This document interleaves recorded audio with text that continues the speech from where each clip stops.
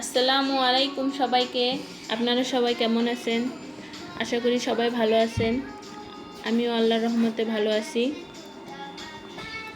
মাগরিবের নামাজের পর বেলকুনিতে এসে দেখি আকাশে চাঁদ উঠছে, তাই ভাবলাম আপনাদের সঙ্গে শেয়ার করি। দেখেন, চাঁদের আলোয় মেঘগুলো যত সুন্দর, পরিবেশটাও তত সুন্দর। নিচে ছেলেগুলান কাজ করতেছে, তার সঙ্গে আমার ছেলেকে ডাকতেছে। আমার ছেলে কার্টুন দেখতেছে। তো চলেন আমার ছেলেকে আপনাদেরকে দেখাই। এই যে দেখেন, একা দাঁড়া হয়ে কার্টুন দেখতেছে। ওই যে ওর খালামুনিকে দৌড়ে যায় ধরলো। তো ছেলে কার্টুন দেখতে থাক। এখন রান্না করব। কি রান্না করব চলেন আপনাদেরকে শেয়ার করি। এই যে দেখেন, এটা আমার ছোট্ট রান্নাঘর। এখন রান্না করব। ফ্রিজ থেকে বের করে রাখছি রুই মাছ, লেয়ার মুরগি, পেঁয়াজ কাটে রাখছি। লেয়ার মুরগিটা প্রায় 4 থেকে 4.5 কেজি ওজনের। তো চলেন ভালো করে পরিষ্কার করে ধুয়ে নিই। আমার ছেলে একা একা বেলকুনিতে ঘুরে বেড়াচ্ছে, গাছের পাতা ছিঁড়তেছে। নিচ থেকে ছেলেগুলো ওকে ডাকতেছে, ও এখান থেকে উত্তর দেয়। এই যে দেখেন, চেয়ারের উপর উঠতে চায়, পারতেছে না, আমি তুলে দিলাম। ওদের সঙ্গে কথা বলতেছে।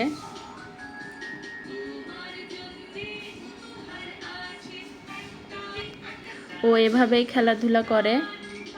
তো ওকে ঘরে রেখে আমি আবার রান্নাঘরে যাব। মাছ মাংসগুলো ধোয়া হয়নি, না ধুয়ে ওকে দেখতে আসছিলাম। এখন যাই ওগুলো ধুবো। তো মাছগুলো লবণ দিয়ে ভালো করে ধোয়া হয়ে গেছে। এখন আমি মুরগিটা ধুয়ে নেব। তো মাছ মাংস ভালো করে না ধুলে হয় না। তো আমি ভালো করে লবণ দিয়ে পরিষ্কার করে ধুয়ে নেব। ফ্রিজের মাছ মাংস ভালো করে পরিষ্কার করে না ধুলে কেমন জানি একটা গন্ধ করে, ওটা খাওয়া যায় না। তো এখন আমি ভালো করে পরিষ্কার করে ধুয়ে নিই। তো দেখেন, আমার ছেলে আবার আসছে। আমাকে না পারে ওর খালামুনিকে জড়িয়ে ধরছে, কান্না করতেছে, কোলে উঠবে। তো আমার ছেলেকে ওর খালামুনি কোলে নিয়েছে। আমি মুরগিটা ভালো করে ধুয়ে নেব। তো ধুয়ে ডালায় পানি ঝরে নেব। আমার ছেলে ওর খালামুনির কোলে উঠছে। তো আমি এখন রান্না শুরু করব। ফ্রাই প্যান তুলে দিলাম, এদিকে কড়াই তুলে দিলাম। একসঙ্গে 2টা রান্না করব। এদিকে মাছের লবণ, হলুদ, মরিচের গুঁড়া মাখে নিয়ে তেল গরম হয়েছে, মাছ দিয়ে দিছি। মাছটা হালকা করে ভেজে নেব। ভেজে নেওয়ার পর মশলা কষিয়ে রান্না করব। দেখেন, আমার ছেলে আবার আসছে। তো একা ঘরে থাকতে চাচ্ছে না, কান্না করতেছে। ছেলেকে ঘরে রেখে এসে কড়াইয়ে তেল, পেঁয়াজ কুচি, গোটা গরম মশলা দিয়ে পেঁয়াজটা ভালো করে ভেজে নেব। মুরগি রান্না করব, এর জন্য ভালো করে লাল লাল করে পেঁয়াজটা ভাজবো। ভাজা হয়ে গেলে আদা রসুন বাটা দিয়ে দেব। এদিকে মাছের কি অবস্থা, মাছটা উল্টিয়ে দেখব। এক পিঠ হয়ে গেছে। হালকা করে ভেজে নেব, বেশি কড়া করে ভাজবো না। ঝোলের জন্য হালকা ভাজাই ভালো লাগে।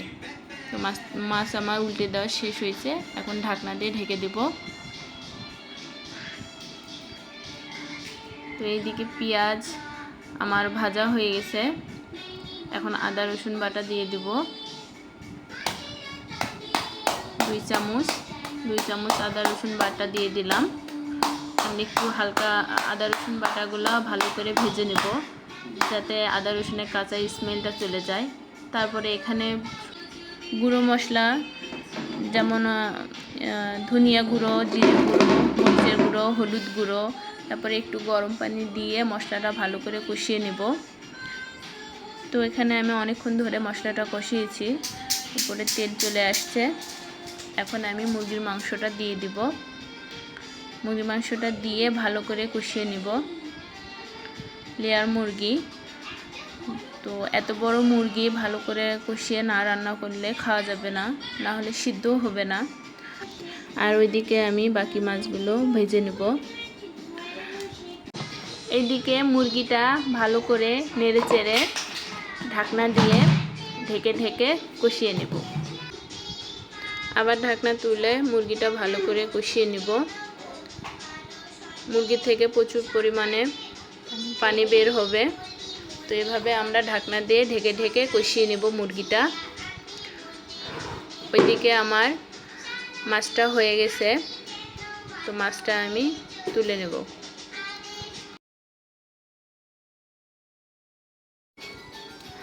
এখন একটা কড়াইয়ে তেল দেব।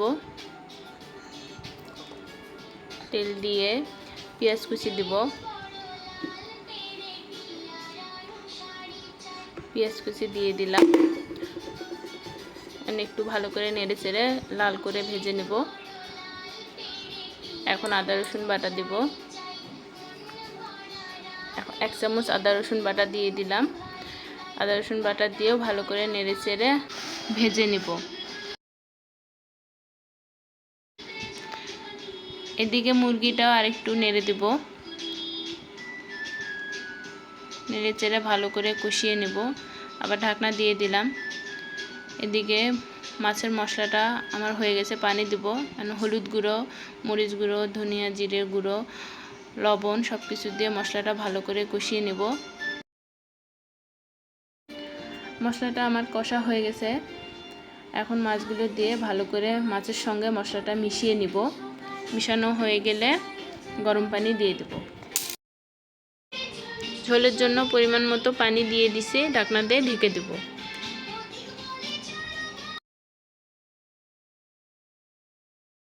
এইদিকে আমার মুরগির পানি শুকিয়ে গেছে। এখন আমি মুরগিটাকে ভালো করে কষিয়ে লাল লাল করে ভেজে নেব। মুরগিটা আমার ভাজা হয়ে গেছে। এখন ঝোলের জন্য গরম পানি দিয়ে দেব। এখন মুরগিটা ভালো করে নেড়ে চেড়ে ঢাকনা দিয়ে ঢেকে দেব।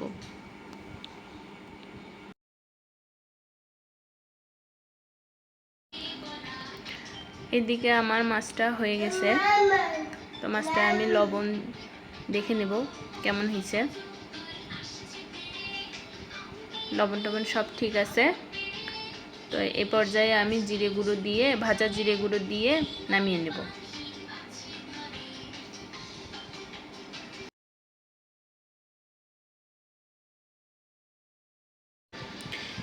এদিকে মুরগিটা আমি আরেকবার ভালো করে নেড়ে চেড়ে দেব, দিয়ে ঢাকনা দিয়ে ঢেকে দেব। দেখেন আমার মুরগিটা হয়ে গেছে। এখন আমি মুরগিটা নেড়ে চেড়ে ভাজা জিরের গুঁড়ো দিয়ে নামিয়ে নেব। আজকের ভিডিওটা এখান থেকে। সবাই ভালো থাকবেন, সুস্থ থাকবেন, আমাদের পাশে থাকবেন, আমাদের জন্য দোয়া করবেন। আল্লাহ হাফেজ।